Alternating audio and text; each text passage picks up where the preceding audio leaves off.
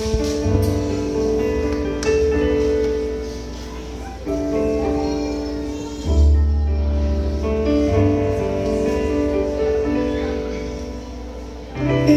ouvi falar em águas cristalinas, cercadas por montanhas majestosas, exibindo uma vegetação. Ouvi dizer que suas flores brotam no chão, e tudo nessa terra é feito pra durar pra sempre.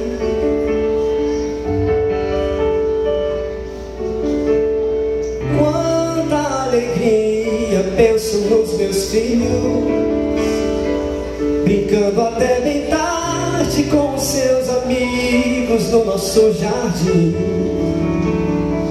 Eu sinto segurança ao imaginar que a maldade não existirá no coração dos homens.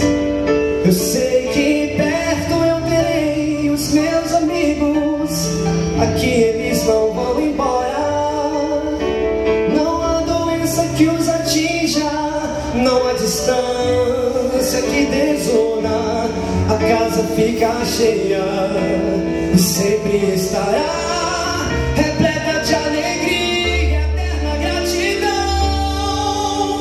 Aquele que nos trouxe aqui, aquele que nos permitiu entrar as portas como herdeiros de seu reino de amor.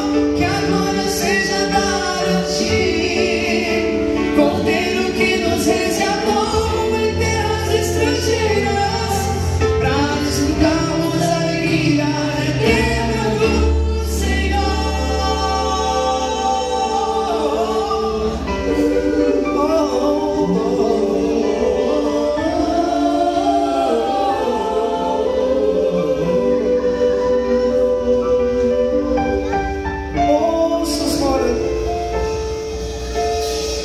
Ouço os moradores com seus instrumentos, tocando com vontade, cantam a mais bela música que eu já ouvi. Suas poesias não carregam mais a dor, saudade é a palavra arrancada de seus corações. Hoje cantam plenitude de amor, louvores ao bondoso Deus, resumem a canção.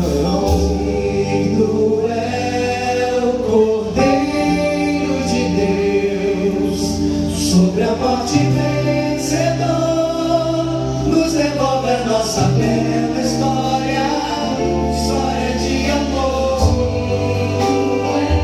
O autor da alegria, a Ele a nossa eterna gratidão, a nossa eterna gratidão.